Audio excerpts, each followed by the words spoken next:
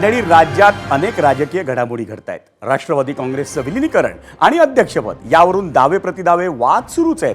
त्यात काही महापालिकांमध्ये महापौर निवडीची प्रक्रिया अत्यंत संथ गतीनं सुरू असल्याचं दिसतंय आणि त्याला कारण आहे अर्थातच राजकारण. आजच्या झिरो अवरमध्ये आपण त्यावरच प्रकाश टाकणार आहोत. पण त्याआधी झिरो अवरची सुरुवात करूया आजच्या सर्वात महत्त्वाच्या आणि तितक्याच धक्कादायक घटनेनं. नमस्कार मंडळी, मी विजय साळवी. एबीपी माझाच्या झिरो अवर या विशेष कार्यक्रमात आपलं स्वागत. जगातली सर्वात मोठी लोकशाही आणि त्या लोकशाहीचं मंदिर म्हणजे आपली संसद. अर्थसंकल्पीय अधिवेशनाच्या निमित्तानं या संसदेत एकापेक्षा एक अप्रिय घटना घडतायत आणि आज तर चक्क लोकसभेत पंतप्रधान नरेंद्र मोदींवर हल्ल्याचा काँग्रेसचा कट होता असा आरोप हा भाजपकडून करण्यात आलाय. राष्ट्रपतींच्या अभिभाषणावरील आभार प्रस्ताव हा पंतप्रधानांच्या उत्तराशिवाय मंजूर होण्याची दुर्मिळ घटनाही घडली आणि त्यानंतर भाजपच्या काही खासदारांनी काँग्रेसवर धक्कादायक कटाचा आरोप केला. या खासदारांचं म्हणणं आम्ही तुम्हाला ऐकवणार आहोतच, पण नेमकं काय घडलं तेही सांगणार आहोत. पण त्याआधी लोकसभा अध्यक्ष ओम बिर्ला यांनी या प्रसंगावर काय म्हटलं आपण ते पाहूया. प्रतिपक्ष के सदस्यों ने जो व्यवहार अध्यक्ष के कार्यालय में किया वो हमारी संसदीय परंपराओं के लिए न उचित था और तो मैं कहूँगा कि वो एक ब्लैक स्पॉट की तरह था. मेरे पास पुख्ता ऐसी जानकारी आई कि कांग्रेस पार्टी के कई सदस्य माननीय प्रधानमंत्री जी के आसन पर पहुंचकर कोई भी अप्रत्याशित घटना कर सकते. ये दृश्य मैंने सदन में देखा भी सही. अगर ये घटना हो जाती तो ये अत्यंत अप्रिय दृश्य देश के लोकतांत्रिक परंपराओं को तार तार कर देता. इसको टालने के लिए मैंने माननीय प्रधानमंत्री से आग्रह किया कि उन्होंने सदन में नहीं आना चाहिए. मंडळी, लोकसभा अध्यक्ष ओम बिर्लांनी दोन घटनांचा उल्लेख केला. पहिली घटना म्हणजे त्यांच्या दालनात काँग्रेसच्या महिला खासदारांनी घातलेल्या गोंधळाची. राहुल गांधींना बोलू दिलं जात नसल्याबद्दल जाब विचारण्यासाठी या महिला खासदार काल बिर्लांच्या दालनात गेल्या होत्या. तर लोकसभा अध्यक्ष ज्याचा उल्लेख करतायत ती दुसरी घटना आहे लोकसभेतली. आता बिर्लांनी हा प्रसंग नेमका काय होता ते सांगितलं नाही, पण अप्रत्याशित म्हणजे अनपेक्षित घटना घडली असती म्हणून आपणच पंतप्रधानांना येऊ नका असा निरोप पाठवल्याचं बिर्ला म्हणाले. ते ज्या अनुचित घटनेबद्दल बोलतायत ना त्याचा संदर्भ लावायचा असेल तर मग त्याआधी भाजपचे खासदार सौमित्र खान आणि मंत्री गिरिराज सिंह यांनी केलेले आरोप आपल्याला ऐकावे लागतील. कुछ भी नहीं कर पा रहा है, डीप टेस्ट भी कर नहीं कर पा रहा है, तो उसके बाद महिला देखिए मोदी जी को आक्रमण करने के लिए तैयार है. हम तो चाहता हूं ये विरोधी पक्ष हमको लग रहा है ये जैसे विरोधी पक्ष चल रहा है ऐसे मोदी जी को मारना दे. ये लोग मारने के लिए षड्यंत्र कर रहा है. एक काल जो हुआ है जो जैसे जा रहा था हमको तो लग रहा था मोदी जी को मारने के लिए लोग जा रहा था. तो उसी लोग को सिक्योरिटी चेक होना चाहिए. विरोधी पक्ष क्या लेके आ रहा है इसे चेक होना चाहिए. एकाएक 5 बजे बजते ही प्रधानमंत्री जहां बैठते हैं उन सीटों पर एक तरह से इसे हमला बोलता है.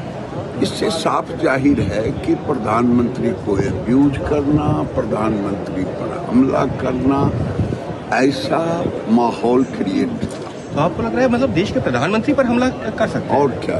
तो वहाँ वो जिस ढंग से व्यवहार करने गए थे, क्या पूजा करने के लिए गए थे? और इनको इतना घृणित योजना और काम करने की जरूरत क्या थी? मंडळी, सौमित्र खान आणि गिरिराज सिंह यांचा रोख होता तो प्रामुख्यानं काँग्रेसच्या महिला खासदारांकडे. कारण राहुल गांधींना बोलू दिलं जात नसल्याचा आरोप करत जनरल मनोज नरवणेंच्या पुस्तकाचे बॅनर घेऊन या महिला खासदार लोकसभेत मोकळ्या जागेत निदर्शनं करत होत्या. त्यात महाराष्ट्रातल्याही 2 खासदार होत्या. एक चंद्रपूरच्या प्रतिभा धानोरकर आणि दुसऱ्या मुंबईच्या वर्षा गायकवाड. भाजप नेत्यांनी केलेल्या आरोपांना त्या दोघींनीही उत्तर दिलं आणि हल्ल्याचा प्रयत्न असल्याचा आरोप त्यांनी अगदी स्पष्ट शब्दात फेटाळला. आपण पाहूया. जागेपर्यंत म्हणजे जागेच्या जवळ गेलो, पण सगळ्यांना माहीत होतं, अख्ख्या सभागृहांना माहीत होतं की पंतप्रधान जागेवर येणारच नाहीये. पंतप्रधान जर का त्या चेअरवरती बसून असते ना, महिला खासदार गेले असते तर आम्ही मान्य केलं असतं. पण पंतप्रधान सभागृहात येणार नाही, ते भाषण करणार नाही, हा निरोप अर्ध्या तासाआधी सगळ्या सदस्यांना मिळाला. आम्ही त्या ठिकाणी गेलो होतो. कशाला गेलो होतो? आम्ही फक्त एक बॅनर घेऊन गेलो होतो. आता तुम्ही म्हणाल बांगड्या घालून का गेलात? तर आता बांगड्या काढू शकत नव्हतं. आम्हाला माहीत नव्हतं की आमच्या बांगड्यांचा पण एवढा विषय पुढे होऊन जाईल. आम्ही आपला बॅनर घेऊन त्या ठिकाणी उभं होतो. आमचं म्हणणं हेच आहे की ज्या वेळेला आम्ही ते बॅनर घेऊन उभं होतो, मग घाबरण्याचा प्रश्न काय? आम्ही शांततेच्या मार्गाने आंदोलन करत होतो. असं त्या बॅनरमध्ये काय होतं की असं कोणतं पुस्तक ज्याचा तुम्ही उल्लेख केला की जे घेण्याला घाबरत होते देशाचे पंतप्रधान, आणि ते आलेच नाहीत. त्यामुळे आमचं म्हणणं असं आहे की या विषयाला खरं तर एक वेगळी दिशा देण्याचं काम चाललेलं आहे. आणि या घटनांच्या पार्श्वभूमीवर राज्यसभेत आज केलेल्या भाषणात पंतप्रधान नरेंद्र मोदी यांनी विरोधकांवर जोरदार तोफ डागली. काँग्रेसनं राष्ट्रपतींचा तसंच संविधानाचा अपमान केला असल्याचं त्यांनी सांगितलं. जब आपने लोकसभा में जो व्यवहार किया है, आपने आदिवासी समाज का अपमान किया है, आपने महिला का अपमान किया है, भारत के सर्वोच्च पद पर विराजमान संविधान ने जिनको सर्वोच्च पद दिया है, आपने उनका अपमान किया है, आपने संविधान का अपमान किया है. आणि मंडळी, दिल्लीतल्या या घटनांवर आपल्या राज्यात महाराष्ट्रातही प्रतिक्रिया उमटल्या. महसूल मंत्री चंद्रशेखर बावनकुळे आणि काँग्रेस नेते विजय वडेट्टीवार यांनी त्यावर काय म्हटलं आपण तेही ऐकूया. हे जे लक्षण आहेत काँग्रेस पार्टीचे, हे अत्यंत वाईट पद्धतीने आणि अत्यंत ज्याला आपण म्हणतो विपक्ष ज्याला आपण हे म्हणतो की काही फरक पडला, म्हणजे डोक्यामध्ये फरक पडला असं वागतात आहे, जे मेंटली रिटायर्ड झाल्यासारखे वागतात आहे. त्यामुळं मला असं वाटतं की ही जी बुद्धी आहे, या बुद्धीची कीव येतं. हे आरोप सुमित्रा खान यांना प्रसिद्धी स्वतःला मिळवण्यासाठी कदाचित असावे. आणि सुमित्रा खान जर बोलले तर प्रसिद्धी लवकर मिळते, भाजपालाही मिळते आणि सुमित्रा खानलाही मिळते. पंतप्रधानावर हल्ला झावणार होता म्हणून जनतेची आणि भारतातील आपल्या भारतीय लोकांची दिशाभूल करण्याचा धंदाच आता भारतीय जनता पक्षाने उचललेला आहे आणि तो धंदा तेजीत चाललेला आहे. आपण ऐकलं बावनकुळे आणि वडेट्टीवार दोघांनी काय म्हटलं. पण मंडळी, हल्ली संसदेचं अधिवेशन म्हटलं ना की कामकाज झाल्याच्या बातम्या कमी आणि गोंधळ तहकुबीच्याच बातम्या जास्त येतात. आणि हे आजचं नाही, गेल्या अनेक वर्षांपासून हेच सुरू आहे. सरकार कुणाचंही असो, कुणीही विरोधी पक्षात असो, सत्ताधाऱ्यांनी विरोधकांचा आवाज दाबणं आणि विरोधी पक्षांनी मंत्र्यांना बोलू न देणं, गोंधळ घालणं ही नित्याचीच बाब झाली. यावेळीही तसंच घडताना दिसतंय. सोमवारपासून संसदेत फारसं कामकाज होऊ शकलेलं नाही. राष्ट्रपतींच्या अभिभाषणावरच्या आभार प्रस्तावावर चर्चेसाठी मंडळी 18 तास राखून ठेवण्यात आले होते. पण लोकसभेत कालपर्यंत केवळ 2 तास आणि 44 मिनिटंच चर्चा होऊ शकली. राहुल गांधींनी जनरल नरवणेंच्या पुस्तकाचा मुद्दा उचलल्यापासून जो गोंधळ सुरू झालाय ना, तो अजूनही थांबलेला नाही. भारत अमेरिका व्यापार करारावरूनही विरोधक संसदेत सरकारला लक्ष्य करतायत. हे सगळं बघितल्यावर यासाठीच आपण खासदारांना संसदेत पाठवतो का, असा प्रश्न मतदारांना पडल्यास आश्चर्य वाटायला नको.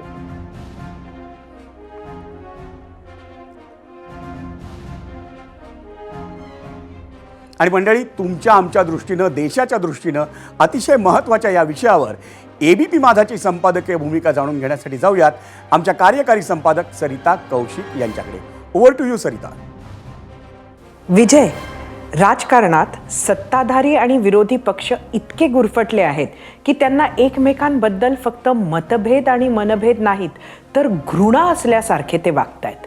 पंतप्रधान भाजपचे नाहीत, पंतप्रधान देशाचे आहेत याचा विसर विरोधकांना पडलाय.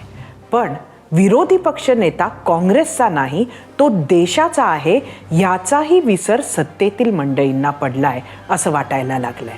आणि समोरचे किती नीच आहेत हे दाखवण्यासाठी देशाच्या संसदेत महत्त्वाच्या बाबींवर कामकाज होण्याऐवजी गदारोळ, नारेबाजी, अत्यंत थिल्लर पद्धतीनं पायऱ्यांवरचे होणारे आंदोलनं, संसदेच्या आवारात आणली जाणारे श्वान, संसदेच्या आवारात सर्वच बाजूंनी दिले जाणारे बाईट्स, कशातच तुमच्या आमच्या हिताचा आवाज बुलंद होत नाही.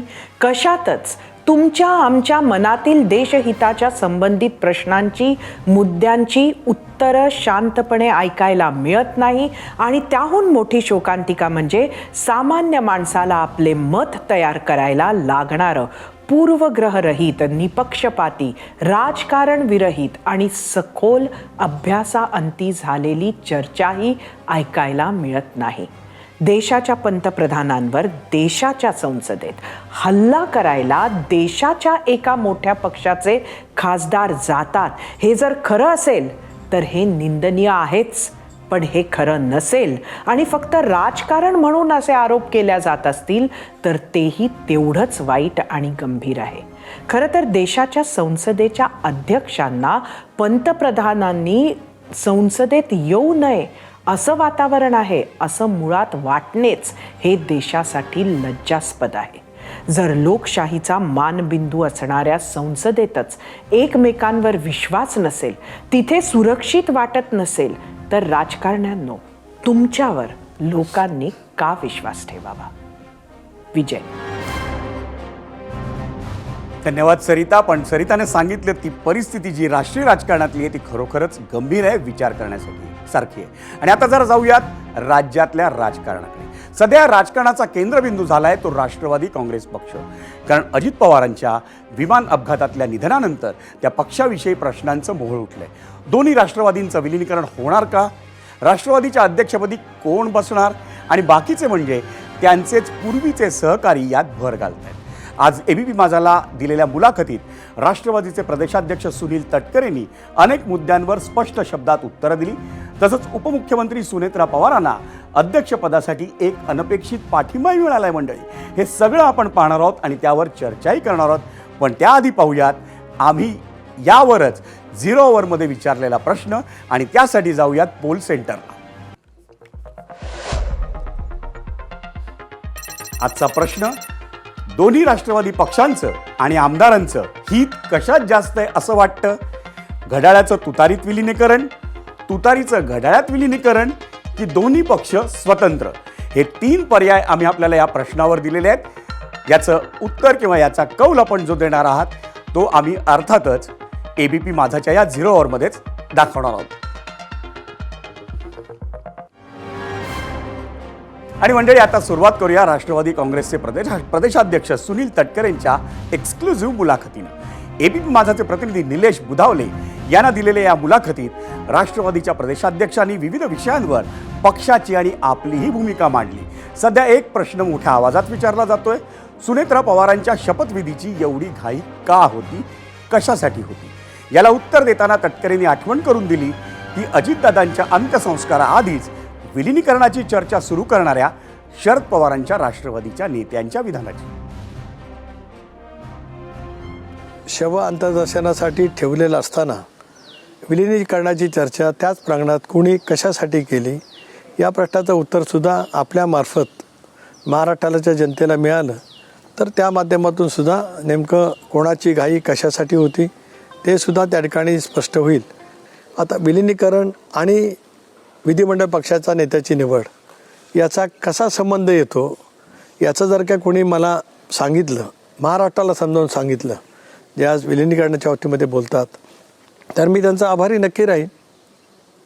विलिनीकरणाची चर्चा अंत्यसंस्कार होण्याच्या पूर्वी ज्या पद्धतीने मुलाखती देण्यात आल्या त्याची घाई कशासाठी होती याचा प्रश्न माध्यमाने जर का विचारला तर मी आपला उपकृत होईन.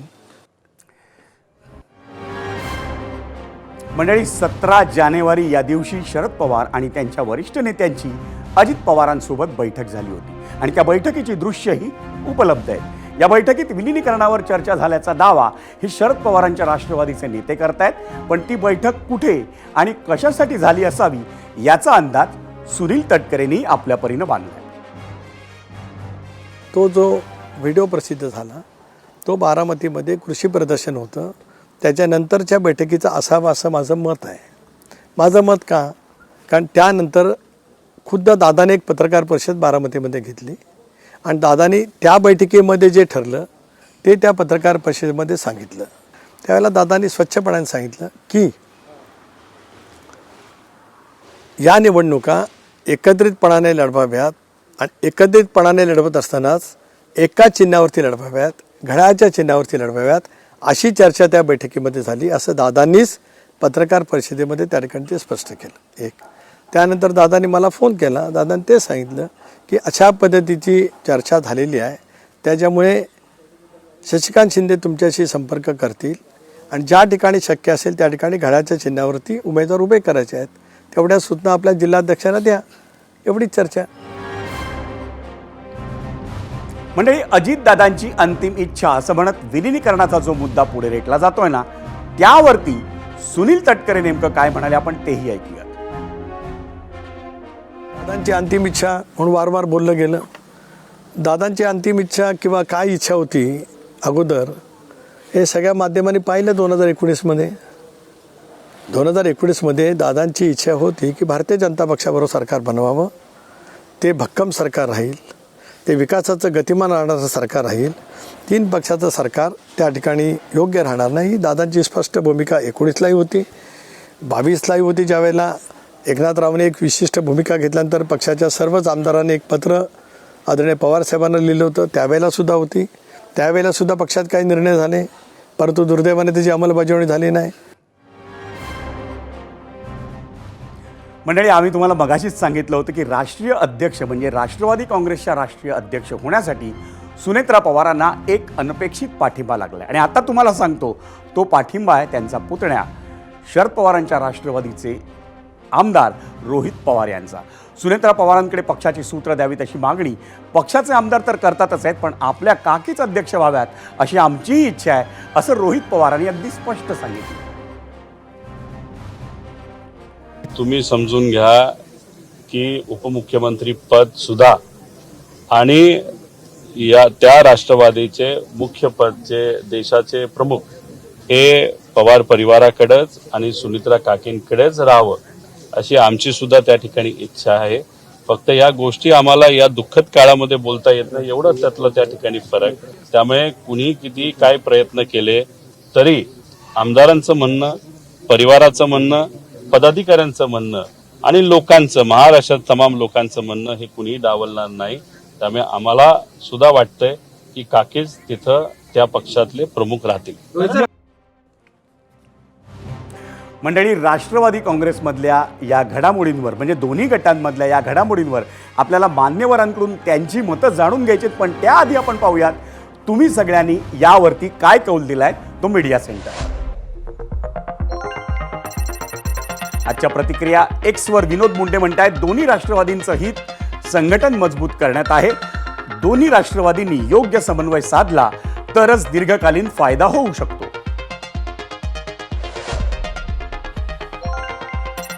यूट्यूबवर प्रसाद माने म्हणतायत, अजितदादांचं मुख्यमंत्री होण्याचं स्वप्न दोन्ही राष्ट्रवादी एकत्र आल्यावर शक्य झालं असतं.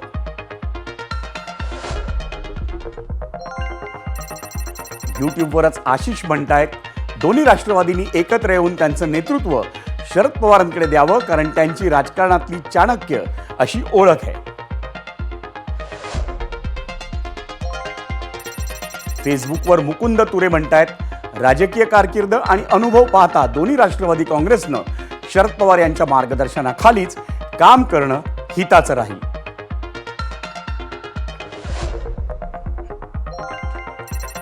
फेसबुकवरच महेश कदम म्हणतायत, एकत्र येण्याशिवाय दोघांकडे पर्याय नाही.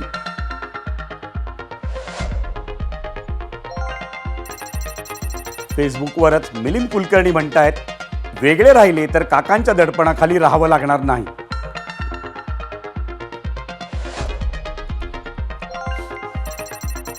इंस्टाग्रामवर निलेश म्हणतायत, दोन्ही राष्ट्रवादींनी एकत्र येऊन घड्याळ चिन्हावर निवडणूक लढवणं आणि पक्षवाढीसाठी प्रयत्न करणं.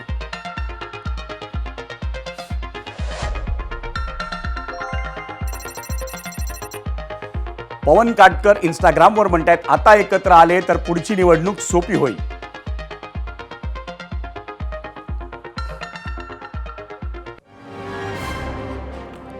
आणि राष्ट्रवादी काँग्रेसमधल्या दोन्ही गटांमधल्या विविध घडामोडींवर आपल्याला आता चर्चा करायची आहे. ती राष्ट्रवादी काँग्रेस शरदचंद्र पवार पक्षाचे खासदार निलेश लंके आणि राष्ट्रवादी काँग्रेस पक्षाचे आमदार सुनील शेळके यांच्याशी. दोघांचंही मी स्वागत करतो एबीपी माझाच्या या 0 ओव्हर कार्यक्रमात. आणि दोघांनाही अर्थातच पहिला प्रश्न माझा असणार आहे की रोहित पवारांनी जे आज एक अपील केलंय, आवाहन केलंय, त्या मुद्द्यावरती अर्थात आपल्याबरोबर सुनील शेळके अजून आपल्यासोबत यायचे आहेत. पण माझा पहिला प्रश्न हा निलेश लंकेंना असेल. रोहित पवार असं थेट म्हणालेत की उपमुख्यमंत्री सुनेत्रा पवार याच राष्ट्रवादी काँग्रेसच्या या पुढच्या काळातल्या राष्ट्रीय अध्यक्ष व्हाव्यात ही आमची इच्छा आहे. या त्यांच्या म्हणण्यावर तुमची प्रतिक्रिया निलेशजी?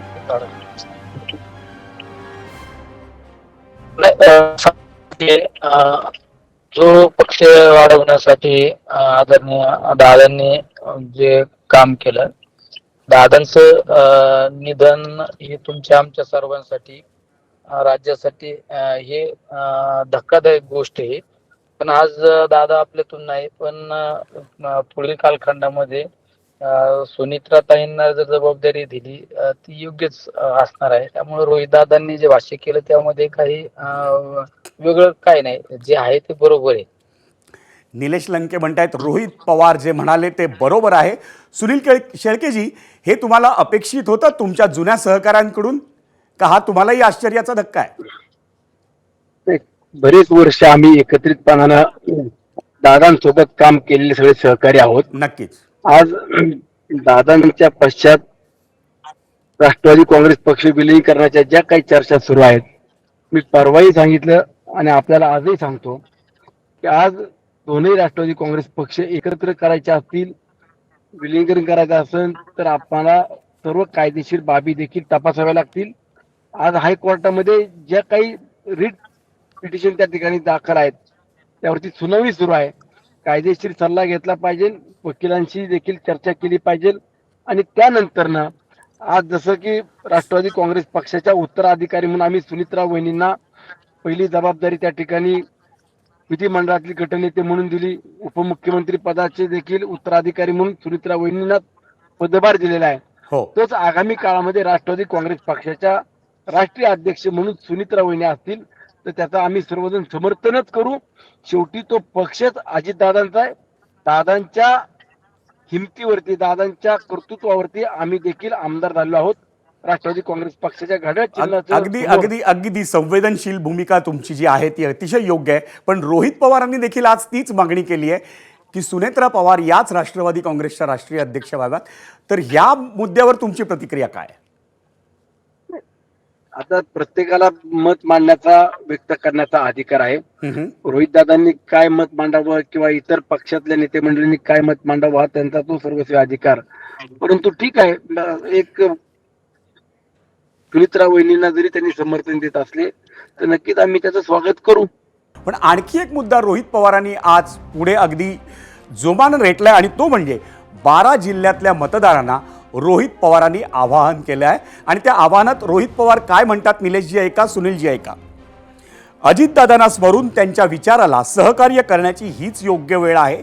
तसंच अजितदादांचे विचार पुढे घेऊन जाणं हीच त्यांना खरी श्रद्धांजली आहे. ही पोस्ट रोहित पवारांनी केली आहे एक्सवर. त्यामुळे विलिनीकरणाची जी आत्ता जी चर्चा सुरू आहे त्यावेळेत रोहित पवार नेमकं काय सुचवू पाहतायत असं जनतेच्या मनात आहे. निलेशजी, तुम्हाला काय वाटतं या प्रश्नावर? जे सर्वसामान्य कार्यकर्त्यांची प्रत्येकाची भूमिका आहे, पहिल्या दिवसापासून प्रत्येकाची भूमिका होती की दोन्ही राष्ट्रवादी एकत्र आली पाहिजेत. आदरणीय पवार साहेब असो किंवा आदरणीय दादांच्या नेतृत्वाखाली एक संघपणे हे सगळे कार्यकर्त्यांनी एकत्र काम केलेलं आहे. राजकारणाच्या काही घडामोडीमध्ये मधल्या कालखंडामध्ये काही बदल झाले, पण प्रत्येकाचं एक असं काहीतरी मन सांगून जात होतं की नाही, हे एकत्र आले पाहिजे. ही सगळ्यांची भूमिका होती. त्यामुळं हा क्षण पाहण्यासाठी सर्वजण त्या ठिकाणी आतुर होते. पण आज ह्या सगळ्या घडामोडीची मुख्य भूमिका बजावणारे दादा आज आपल्यात नाही. हो. ही एक दुःखांकित घटना आहे. ही पोकळी कधी न भरून येणारी पोकळी आहे. त्यामुळं ह्या विलिनीकरण या सगळ्या गोष्टींसाठी एक सर्वसामान्य कार्यकर्त्याची तर भूमिका आहे की ही एकत्र आली पाहिजे. निलेशजींनी आपलं उत्तर दिलंय. सुनीलजी, रोहित पवारांनी हा मुद्दा जो पुढे रेटलाय, आवाहन केलंय की अजितदादांचीच भूमिका पुढे घेऊन जायला हवी आणि त्या दृष्टीनं तुम्ही विलिनीकरणाची जेव्हा चर्चा सुरू आहे तेव्हा त्यांच्या या मुद्द्याकडे तुम्ही कसं पाहताय? नक्कीच शाहू फुले आंबेडकरांची विचारधारा आदरणीय दादांनी मागील 30 वर्ष राजकारणामध्ये आपल्या कामातून त्यांचा ठसा उमटवण्याचा प्रयत्न केला आणि शाहू फुले आंबेडकरांची विचारधारा म्हणत असताना 11 जाती 12 बलुतेदारांना बरोबर घेऊन जाणार, प्रत्येक जाती पातीचा भेदभाव न करता समाजाला बरोबर घेणं ही त्यांची भूमिका नक्कीच महाराष्ट्राच्या दृष्टिकोनातून अत्यंत महत्वाची आहे. आगामी काळामध्ये दादांचे विचार नेणं, दादांच्या स्वप्नातला महाराष्ट्र हा पुढे जात असताना आम्ही देखील राष्ट्रवादी काँग्रेस पक्ष म्हणून सुनीतरावांच्या खांद्याला खांदा लावून काम करत ही देखील आमची जबाबदारी असणार आहे.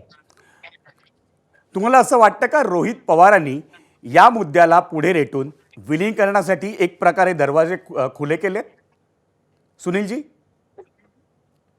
मी शाळेत सांगतो की विलिनीकरणाच्या संदर्भातल्या चर्चा या दादांच्या अकालीत जाण्यानंतर ज्या 4-5 दिवसापासून सुरू झालेल्या आहेत, बरोबर, ही चर्चा दादांनी आमच्या सोबत दर मंगळवारी आमदार खासदारांना देवगिरी बंगल्यावरती बोलून बैठकीत आढावा घेतला होता. महाराष्ट्रामध्ये निर्णय घेतलेले आहेत ते सांगितले जात होते, परंतु एकत्रितपणे येण्याच्या बाबतीत किंवा दोन्ही पक्ष एकत्र यायचं आहे, आपल्याला एकत्रित पुढे जायचं अशा पद्धतीने दादांनी कधी आमची चर्चा केली नव्हती. परंतु त्या चर्चा काही खाजगी केल्या असतील तर आम्ही त्या नाकारत नाही. पण आगामी काळामध्ये एनडीएमध्ये महायुतीमध्ये राष्ट्रवादी काँग्रेस पक्ष आणि दादांच्या नेतृत्वात आम्ही एकत्रितपणे काम करतोय. मागील 2024 लोकसभेची निवडणूक असतील किंवा विधानसभेची निवडणूक असतील, त्या दोन्ही निवडणुका राष्ट्रवादी काँग्रेस पक्ष स्वतंत्रपणे त्या ठिकाणी राष्ट्रवादी काँग्रेस पक्ष, शिवसेना आणि काँग्रेसच्या विरोधामध्ये लढलेल्या आपण पाहिलेल्या आहेत. आणि आज जर एकत्रितपणे यायच्या ह्या चर्चा सुरू असताना एनडीएतल्या प्रमुख पक्षांना देखील आम्हाला विचारावं लागेल, विश्वासात घ्यावं लागेल. बरोबर, त्यांची भूमिका किंवा त्यांचा निर्णय जो काय असेल तो देखील आम्हाला ऐकावा लागणार आहे. निलेशजी, आपण पाहतोय रोहित पवारांच्या मनात एक ओलावा आहे, सुनीलजींच्याही मनात तितकाच ओलावा दिसतोय. अर्थात त्याच्यासाठी काही बंधनं आहेत ती त्यांनी बोलून दाखवली.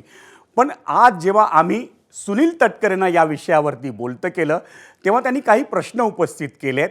अर्थात घाईघाईनं शपथविधी करण्याचा जेव्हा त्यांना प्रश्न विचारण्यात आला सुनेत्रा पवार यांच्या उपमुख्यमंत्रीपदासाठी, त्यावर त्यांचा मुद्दा असा होता की अजित पवारांचा अंत्यसंस्कार होण्याआधीच विलिनीकरणाची चर्चा कोणी सुरू केली? या मुद्द्यावर तुमचं काही उत्तर आहे का? शेवट विलिनीकरणाची चर्चा ही काय 2 दिवसाची 4 दिवसाची चर्चा नव्हती. तुम्ही पाहिलं असन पुणे महानगरपालिका, मुंबई महानगरपालिका किंवा पिंपरी चिंचवड महानगरपालिकेमध्ये सगळे आम्ही एकत्र खांद्याला खांदा लावून काम करत होतो. जे आता सुनील शेळके साहेब आणि आम्ही एकत्र एका व्यासपीठावर प्रचाराला होतो. रोहित दादा होते, आमचे सुनील टिंगरे, आदरणीय दादा पण चंदननगर त्या सभांना आम्ही एकत्रित होतो. याचा अर्थ ते कुठंतरी चर्चा वरिष्ठ लेवलला चर्चा चालू होत्या. आता जी जिल्हा परिषद पंचायत समितीची निवडणूक आहे त्या निवडणुकीमध्ये बऱ्याच ठिकाणी उमेदवार एखाद्या गटामधला उमेदवार डिक्लेअर केल्यानंतर त्याला बऱ्याच वेळा विचारलं गेलं की तुला कुठल्या चिन्हावर निवडणूक लढवायची, का घड्याळाच्या चिन्हावर लढवायची, का तुतारी वाजवणाऱ्या माणसाच्या चिन्हावर निवडणूक लढवायची, हे बऱ्याच ठिकाणी. याचा अर्थ हे वरिष्ठ लेवलला बऱ्यापैकी हे ठरलं होतं, शिजलं होतं. काल परवा मी साताऱ्याला मी आणि शशिकांत शिंदे साहेब प्रदेशाध्यक्ष आम्ही प्रचाराला काही भागामध्ये फिरत होतो. त्या भागातल्या उमेदवारांचं चिन्ह घड्याळे चिन्ह होतं. आज सकाळी मी शिरूर तालुक्यातील काही उमेदवारांच्या प्रचाराला होतो. तिथं घड्याळ चिन्ह होतं. अशोक बाप्पू पवार म्हणून 2024ला विधानसभेची निवडणूक पवार साहेबांच्या नेतृत्वाखाली लढवली. त्यांच्या पत्नी सुजाता भाभी ह्या सुद्धा घड्याळ चिन्हावर निवडणूक लढवत आहे. याचा अर्थ हे बऱ्यापैकी वरिष्ठ लेवलला काही गोष्टी ठरलेल्या होत्या.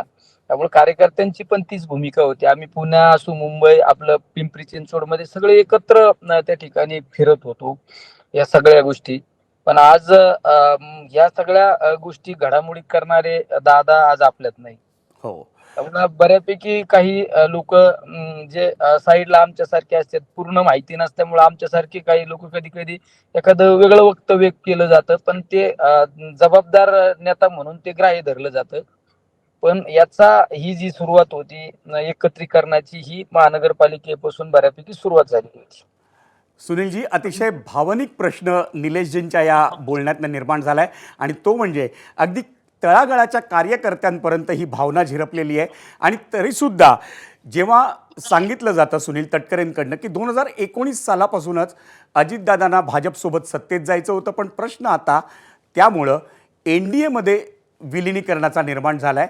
तुम्ही पण आत्ता मगाशी बोलता बोलता सांगितलं की या संदर्भात NDAशी संपर्क साधूनच सगळं काही होऊ शकेल. पण तुमचं जे स्वतःच्या मनातलं आहे ते आणि NDAच्या बंधनात राहून जे काही करायचं असेल तर या विलिनीकरणाच्या दृष्टीनं तुम्ही शेवटचा जर मुद्दा आता तुम्हाला मांडायची संधी दिली तर काय सांगाल? नक्कीच तुम्ही कोणताही पक्ष मोठा होत असताना त्यामध्ये एक सामावून घेतलं पाहिजे. हो, प्रत्येकाला बरोबर घेतल्याशिवाय पक्ष मोठा होत असतो. हो, परंतु काही तांत्रिक अडचणी टेक्निकली तपासल्या पाहिजे.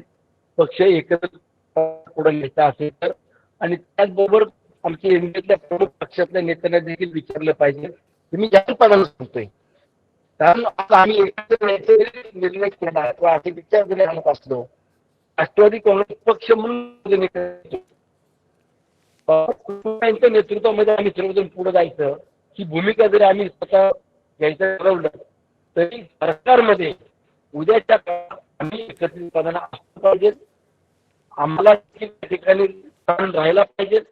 या बाबतीत देखील आम्हाला विचार करण्याची वेळ आहे.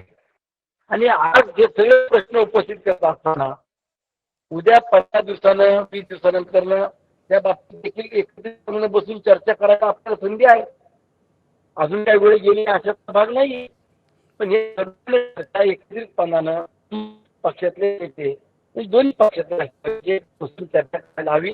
आणि त्यानंतर मग आम्ही आमच्या नेत्यांनी NDAतल्या प्रमुख पक्षातल्या नेत्यांशी चर्चा करून मग पुढे जायला पाहिजे. आज ती वेळ नाहीये.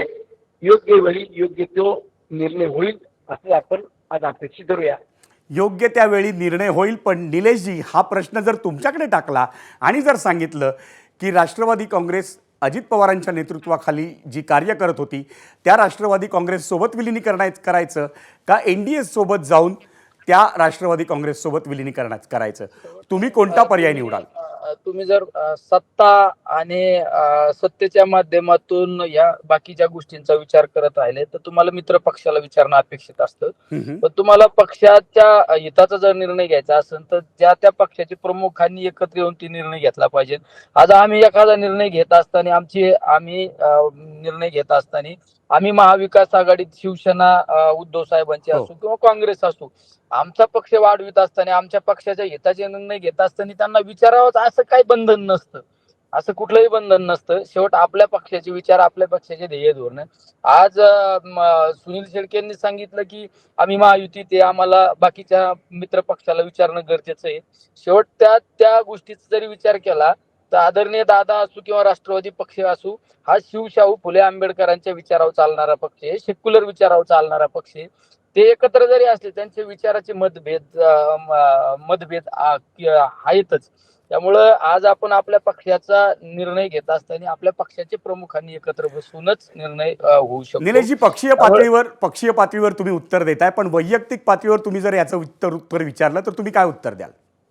मी जे उत्तर देणार आहे ना तेच माझ्या समोर जे बसलेले आहेत ना आमचे आदरणीय सुनील शेळके साहेब ते सुद्धा तेच उत्तर देणार आहे. त्यांच्या मनात काय आहे ते मला माहिती आहे, माझ्या मनात काय आहे त्यांना माहिती आहे. बरोबर. आमच्या दोघांची पण प्रामाणिक भावना आहे. आम्ही राजकारण बाजूला जर ठेवून जर बोलायचं म्हणलं तर आमच्या दोघांची पण प्रामाणिक भावना आहे का हे सगळे एकत्र आले पाहिजे. हे पवार परिवार गुण्या गोविंदाने आणला पाहिजे ही आमची पहिल्या दिवसापासूनची भूमिका आहे. धन्यवाद. तुम्ही दोघांनी अतिशय संवेदनशील आणि पक्षाच्या दृष्टीनं अतिशय महत्त्वाच्या विषयावरती बोलण्यासाठी आम्हाला वेळ दिलात आणि वेळ प्रसंगी अगदी कुठलाही आड पडदा न ठेवता तुम्ही आम्ही विचारलेल्या प्रत्येक प्रश्नाला उत्तर दिलीत. निलेश लंकेजी आणि सुनील शेळकेजी आपल्या दोघांचेही पुन्हा एकदा आभार. मंडळी, या झिरो ओव्हरमधल्या पहिल्या ब्रेकवर जाण्याआधी आम्ही आपल्याला एक प्रश्न विचारला होता आणि तो प्रश्न अर्थातच राष्ट्रवादी काँग्रेसच्या विलिनीकरणाच्या संभाव्य गोष्टीच्या पार्श्वभूमीवर होता. त्या प्रश्नावर तुम्ही प्रेक्षकांनी दिलेला कौल पाहण्यासाठी आपण आता जाऊयात पोल सेंटरला. आमचा पक्ष काय होता? दोन्ही राष्ट्रवादी पक्षांचं आणि आमदारांचं हित कशात जास्त आहे असं वाटतं? सोशल मीडियावर एकूण 59,000 प्रेक्षकांनी आम्हाला कौल दिलेला आहे आणि घड्याळाचं तुतारीत विलिनीकरण व्हावं अशी इच्छा 25% प्रेक्षकांनी व्यक्त केलेली आहे.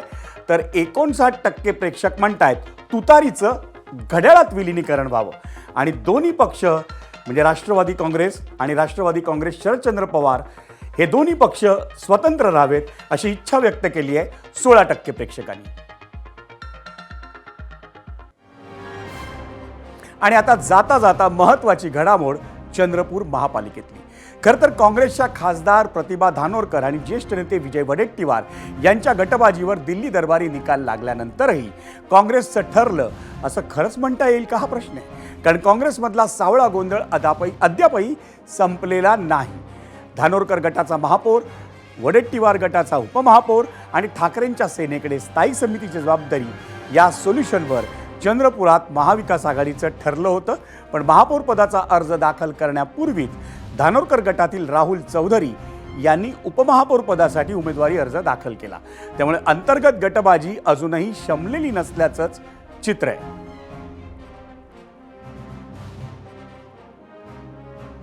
आणि ही बातमी पाहिल्यानंतर आपल्याला झिरो ओव्हर मंडे मंडळी इथंच थांबायचं आहे. आजचा झिरो ओव्हर तुम्हाला कसा वाटला हे आम्हाला जरूर कळवा. पण या झिरो ओव्हर नंतर 9च्या बुलेटिनसाठी खास राजकीय शोले पाहण्यासाठी पाहत रहा एबीपी माझा.